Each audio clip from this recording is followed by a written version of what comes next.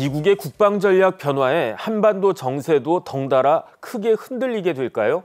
이문정 공주대학교 국제학부 교수님과 이야기 나누어 보도록 하겠습니다. 교수님 안녕하셨습니까? 네, 안녕하세요. 네네. 최근 미군 국방부가 트럼프 행정부의 국방 전략이 담긴 보고서를 작성했습니다. 네. 그런데 여기 담긴 내용이 우리나라를 비롯한 동맹국들한테 큰 논란이 되고 있다면서요. 네, 이게 이제 현지 시각으로는 이제 29일, 우리 날짜로는 30일이 되겠는데요. 워싱턴 포스트지를 통해서 이제 이런 내용이 좀 전달이 되면서 좀 파장이 일고 있습니다. 이게 어떤 내용이었냐면은 이제 미국 국방부, 이제 우리가 흔히 펜타곤이라고 부르죠.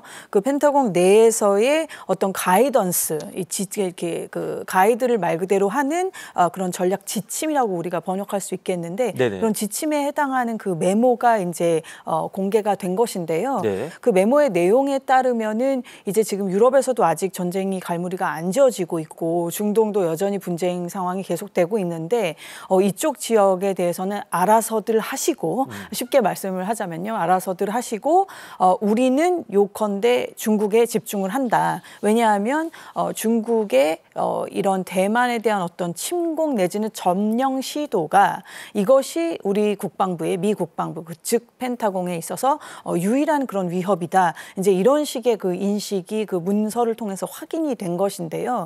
그동안에 이제 트럼프 대통령에 대해서는 뭐 여러 가지 해석들, 뭐 이게 정말 전략가라서 저렇게 말이 왔다 갔다 하나 이런 해석도 있을 수 있고, 아니면 뭐 안에 어떤 정말 그런 꿍꿍이가 별로 있는 것도 아닌데 그냥 그러는 것인가에 대해서 뭐 여러 해석들은 있습니다만 지금까지도 어쨌든 트럼프가 굉장히 특히 이 대만 문제에 대해서는 어떻게 보면 모호했었단 말씀입니다. 근데 이제 그것이 이렇게 문서로서 이제 확인이 되다 보니까 이제 이게 정말 이제 그동안 여러 전문가들이 생각했던 것, 그리고 또 이게 트럼프 한 지도자의 그 문제가 아닌 것이 그동안 소위 피보트 에이시아 내지는 아시아 중국으로 축을 옮긴다라고 했던 것은 뭐 민주당 정부에서도 계속 있었던 얘기고 대만 침공에 관한 얘기만 하더라도 뭐 지난 뭐 수십 년 동안 해왔던 얘기이기 때문에 갑작스러운 것은 아닙니다만 여전히 그 트럼프 소위 이렇게 국방 쪽에 대해서보다는 무역에 관심이 많고 돈 버는 것에 관심이 많고 해서 이런 부분에 대한 희생을 과연 할까라고 이렇게 우리가 생각했던 지금 트럼프라고 하는 대통령 밑에 있는 이 국방부에서조차 중국 문제, 특히 대만 문제는 이렇게까지 최우선 순위로 놓고 보고 있구나라고 하는 것이 이제 재차 확인이 된 것이고, 그만큼 이제 다른 지역의 안보는 스스로들 하십시오라는 메시지가 담겨 있는 것이기 때문에 그 부분에 대해서 이제 우리 지역은 물론이거니와 뭐 유럽, 중동의 나라들도 앞으로 계속 이렇게 관심을 두고 아주 관심이 높은 상태로 대응을 할 수밖에 없는 지금 그런 상황이라고 말씀을 드리겠습니다. 네. 지침에 따라 미국의 한반도 안보 정책 또한 달라질 수 있겠습니다. 미국의 입장 먼저 영상으로 만나보시죠. South Korea, I love South Korea. They're wonderful people, extremely ambitious. They have a money machine. We protect them from North Korea and other people. But wait, they don't pay us anything. And I said, this is crazy.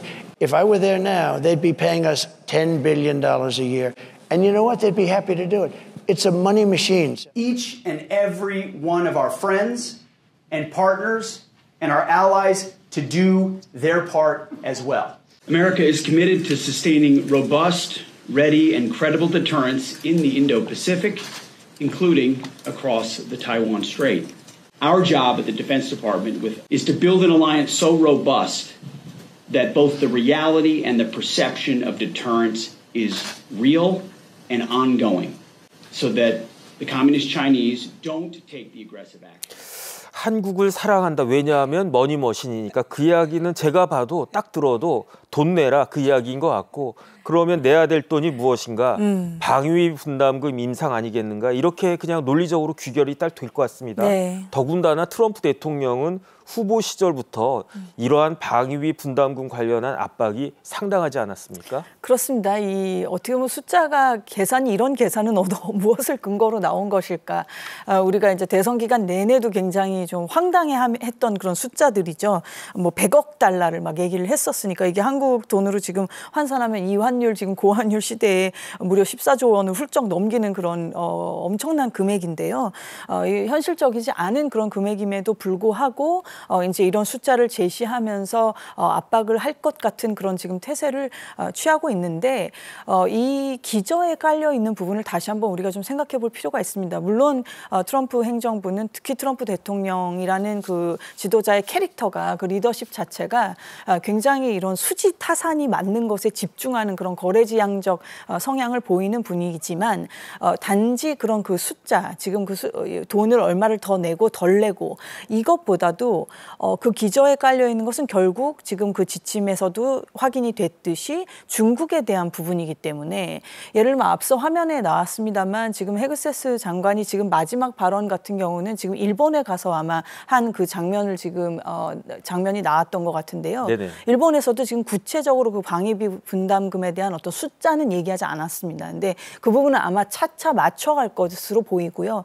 결국은 기저에 깔려 있는 것은 지금 중국을 견제해야만 하고 특히 가상의 시나리오라고 아직은 믿고 싶지만 대만에 대해서 침공 내지는 어떤 해상 봉쇄를 하는 시나리오에 대하여 어느 정도 우리가 억지력을 갖고 있어야만 한다. 거기에 동맹의 역할은 무엇이냐라고 묻는 것이기 때문에 주한미군은 이제 기본적으로는 당연히 북한이 내려오는 시나리오에 대해서 맞춰져 있는 그런 군사력 그런 병력입니다만은 그 부분의 어떤 그 역할에 대해서도 재조정이 논의될 가능성이 있어 보여서 이제 그런 그 기저에 깔려 있는 이 다이나믹이 지금 바뀌고 있는 부분에 대해서 우리 사회도 더 좀 주목을 하고 관심 있게 지켜봐야 할 사안이라고 생각합니다. 네.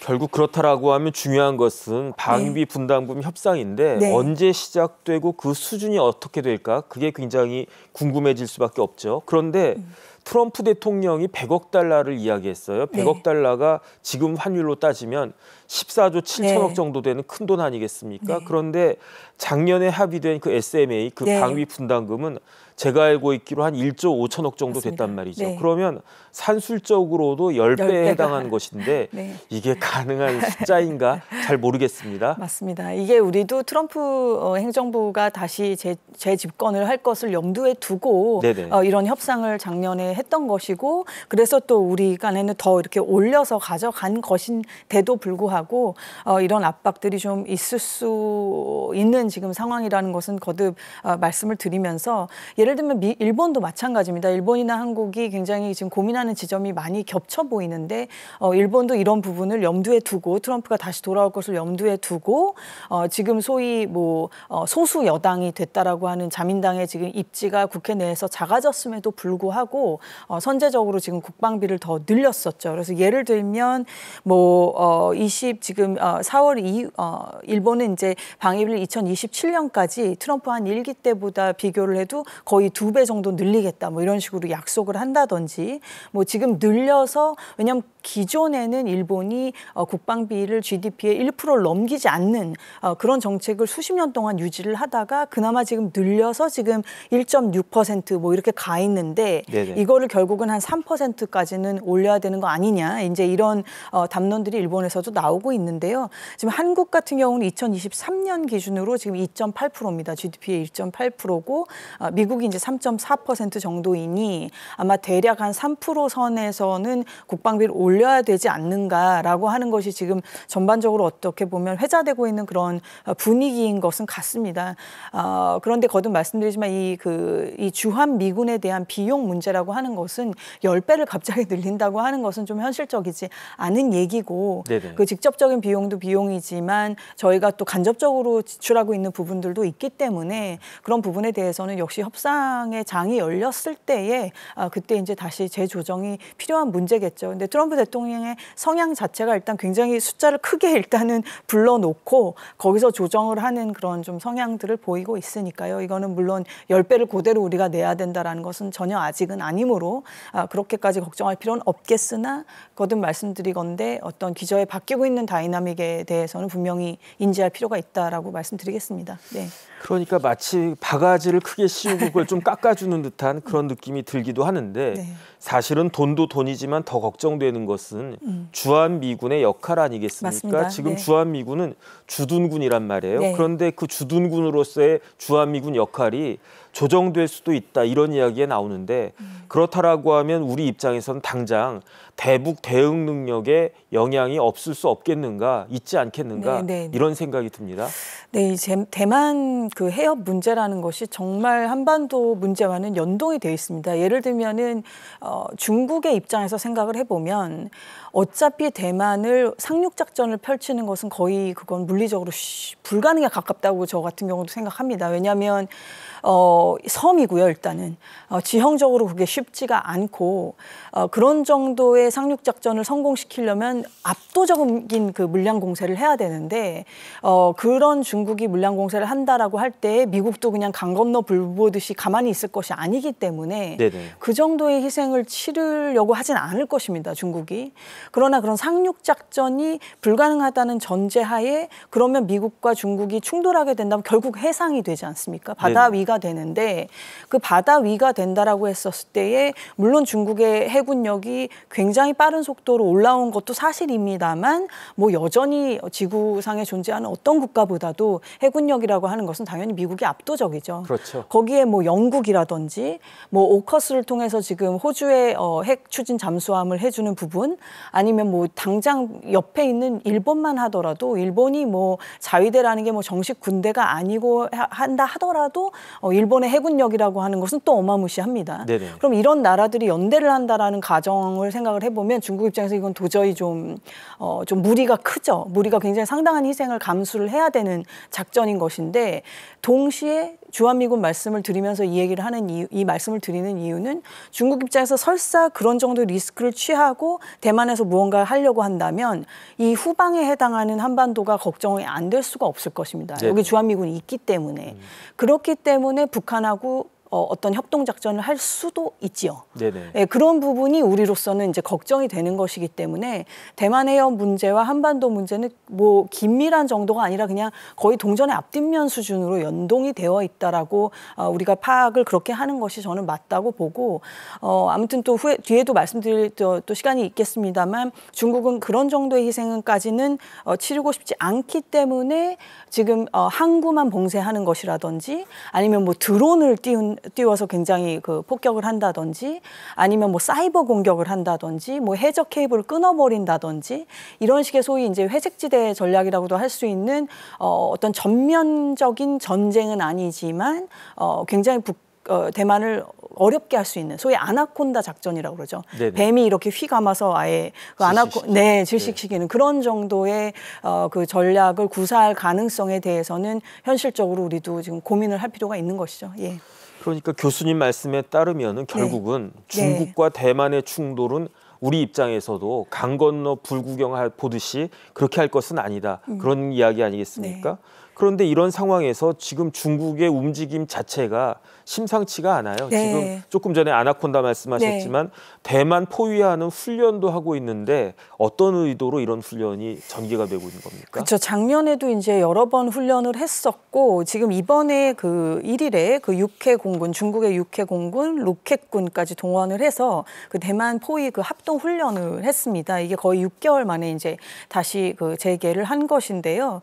이런 시나리오에 대해서는 워싱턴의 뭐 그런 유수의 그 연구소들에서도 연구들을 합니다. 예를 들면 뭐 전략국제문제연구소라고 우리가 번역하는 CSIS 네네. 같은 연구소에서도 6월쯤에 이제 나왔던 시나리오가 제가 앞서 말씀드린 이유로 대만에 무슨 상륙을 작전을 펼친다거나 이런 것들은 어렵기 때문에 네네. 주요 항구를 봉쇄하는 일종의 격리 작전, 쿼런틴이라는 표현을 쓰는데요. 뭐 그런 걸 할 수도 있다 등등 이제 이런 시나리오들을 미국은 미국대로 고민을 하고 연구를 합니다만 어쨌든 지금 이런 훈련을 계속해 나아가면서 시간을 지금 단축하고 있어요. 이 6개 메이저 항구를 지금 봉쇄하는 그 시나리오가 뭐 13시간에 끝났다라든지 뭐 이런 식으로 시간을 계속 단축시키고 그만큼 중국도 이 자신감이죠. 자신감이 지금 계속 올라가고 있는 상황을 만들고 있다는 말씀인 건데요. 그러다 보니까 이제 우리 흔히 국제정치학에서 그 위협이라는 것을 우리가 계산할 때 상대방의 능력을 우리가 정확하게 아는 것도 중요하지만 네네. 결국은 제일 중요한 건 상대방의 의도인 거거든요. 이 의도가 정말 내려올 거냐, 정말 점령하려고 할 거냐, 아니냐. 그것에 대해서 우리가 여전히 정확하게 알 수는 없는 것이기 때문에 불안한 마음이 커져가는데 아무튼 이 국가 안보를 담당하는 분들 입장에서는 어떤 최악의 시나리오에 대해서도 대비를 할 필요가 있는 것이기 때문에 이것이 뭐 저희가 전쟁을 원해서라기보다 그런 상황에 대해서도 시나리오를 구상을 하는 것은 우리 국가 안보에도 필요한 부분이라고 생각합니다. 네. 네. 그런데 어쨌든 올해 들어서 네. 트럼프 2기 행정부 들어서지 않았습니까? 네. 그런데 트럼프 2기 행정부에서 오히려 더 대만 해협에서 네. 미국과 중국 사이에 긴장감이 막 올라가고 있어요. 뭐 특별한 이유가 더 있겠습니까? 글쎄 아무래도 이제 작년이 2024년이 뭐 청룡해 굉장히 선거가 많았었죠. 네네. 아주 국가 단위의 선거가 세계 곳곳에서 있었고 네. 그 포문을 열었던 게 기억하시겠지만 1월 달에 있었던 대만의 네. 선거였었습니다. 아무래도 이제 뭐 중국 입장에서 그 중국이 얘기하는 것들이 어떻게 보면 지금 러시아의 푸틴 대통령이 우크라이나 쪽에 하는 얘기하고도 좀 겹쳐 보여요. 물론 본질적으로는 다른 얘기입니다. 뭐 중국은 어쨌든 원 차이나 정책이라는 게 있는 것이기 때문에 네네. 러시아, 우크라이나하고 뭐 상황이 완전히 똑같은 상황은 아닙니다만 어쨌든 그쪽에 있는 정부가 우리에 대해서 이렇게까지 반감이 있는 이상은 이것은 우리도 좌시할 수 없다. 이런 식의 강경한 지금 태도인 것이기 때문에 안타깝게도 지금 아무래도 대만 그 국내 정치 상황이라고 하는 것 그런 집권 세력에 대한 어떤 불신, 그들에 대한 압박 이런 것들을 지금 중국은 하려고 하는 모양새이고 거듭 앞서도 말씀드렸지만 미국 입장에서는 이런 것들에 대해서 어떻게 선뜻 얘기를 하는 것이 또 다른 어떤 위협을 갖고 올 수가 있는 것이기 때문에 전략적으로 모호하게 취해 왔었으나 그 모호성을 취해 왔었으나 지금은 그런 전략적 모호성이 많이 걷어지고 오히려 이것을 이렇게 명시적으로 얘기하는 분위기여서 사뭇 참 걱정이 된다고 말씀드리겠습니다. 네. 그러니까 어쨌든 중국 입장에선 다른 걸 다 떠나서 대만 총통 자체가 마음에 안 든다 이런 표현이겠군요. 그런데 그 트럼프 행정부의 국가방위 전략 지침 이게 뭐 9쪽짜리 메모에 해당한다고 하더라도 이게 공개가 되니까 유럽 입장에서도 올 것이 왔다 이렇게 생각할 수밖에 없겠습니다. 특히 지금 러시아의 위협이 그 현실화되고 있는 거잖아요. 맞습니다. 그런데 여기에 대해서 유럽은 어떻게 대응하겠다는 겁니까? 뭐 지금 다 아시다시피 지금 독일 같은 나라가 뭐 독일은 뭐 전범 국가이기도 하지만 어쨌든 그 역사적 교훈을 바탕으로 해서 재정적인 부분을 보수적으로 가져가고 이렇게 군비를 늘리지 않으려는 그런 방침을 오랫동안 고수를 하다가 이제 그런 부분도 내려놨고. 프랑스는 미국이 정말 우리를 지켜줄 수 없다라고 한다면 우리가 해구산을 이렇게 제공할 수도 있다. 뭐 이게 드골 대통령의 그 말씀이 기억이 나는 그런 장면, 요즘 그런 장면들이 많이 있는데요. 뭐 뉴욕을 위해서 파리를 위해서 죄송합니다. 파리를 위해서 뉴욕을 희생할 건 아니지 않느냐. 그러므로 우리도 핵을 갖겠다라고 했던 그 논리처럼 지금 프랑스가 이제 그런 식의 또 제안을 하기도 하고요. 물론 이게 얼마나 현실적이냐라고 하는 부분은 좀 저 같은 경우도 그렇게 마냥 낙관할 수는 없습니다. 왜냐하면 프랑스나 영국이 가진 핵탄두의 개수라고 하는 것은 미국과 러시아가 가진 것과는 비교가 안 되기 때문에 균형 차원에서 봤었을 땐 전혀 맞지가 않고 프랑스가 그 정도로 핵우산을 제공하려고 한다면 엄청나게 다른 데에 비용을 줄여가면서 핵탄두를 계속 늘려야 되는 거기 때문에 그게 그렇게 현실적으로 쉬워 보이진 않습니다만 어쨌든 그런 의지가 있다라는 표명을 하고 있고요. 뭐 폴란드 같은 경우는 뭐 더 말할 것도 없고 발트 3국들도 그렇고 이런 식의 이제 소위 이런 다극 체제의 불확실성 속에서 말하자면 유럽의 연대를 가져가면서도 자강론이 결국은 지금은 대세가 될 수밖에 없는 그런 지금 분위기인 것이죠, 유럽에서도. 네네. 네. 유럽도 좀 불편할 것 같긴 한데 지금 그래도 명확한 기조가 미국의 기조가 러시아 대응은 나토가 해라. 그다음에 이란은 이스라엘과 사우디가 책임져라. 그다음에 북한은 한국하고 일본 책임이다. 이런 기조 아니겠습니까? 그런데 이때 지금 트럼프 대통령의 좀 입장이 애매모호하단 말이죠.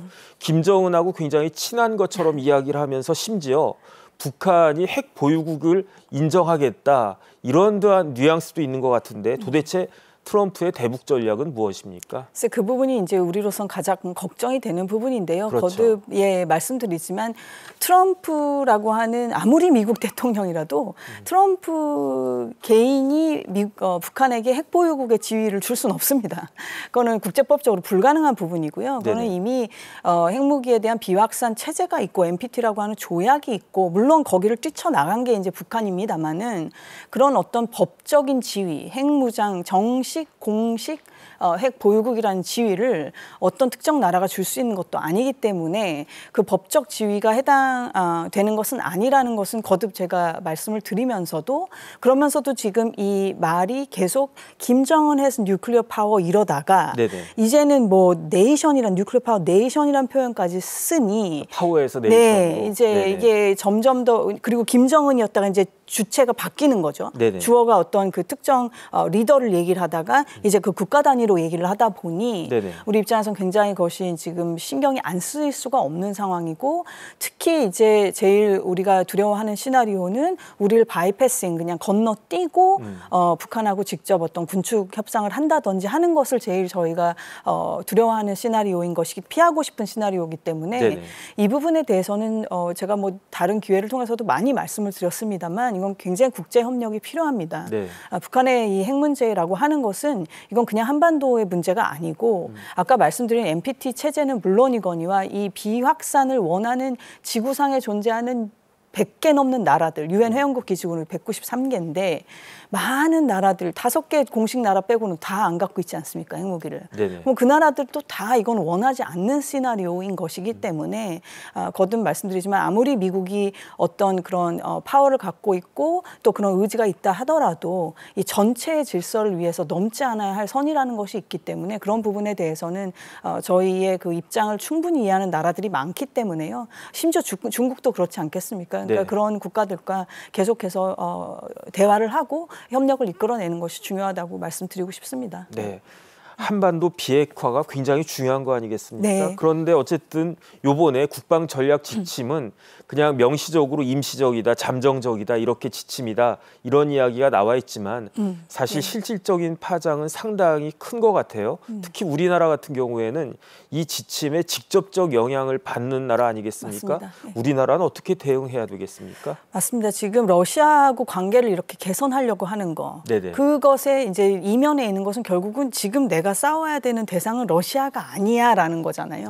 그럼 결국 지금 내가 싸워야 되는 것은 중국이야라는 것인데 그것이 바로 우리 지역에 있는 저희의 가장 큰 무역 상대국이자 북한 문제를 해결하는 데 있어서 제일 그 불가결적으로 필요한 중국이 그 끼어 있는 문제이기 때문에 저희 입장에서 굉장히 난감한데요. 물론 모든 시나리오를 다 준비를 해야 되는 것이 국가의 역할이라고 봅니다만 동시에 결국 중요한 것은 이 지역에서 그런 전쟁이 일어나지 않게 하는 그런 외교적 노력도 반드시 같이 수반이 되어야 될 것이라고 말씀드리고 싶습니다.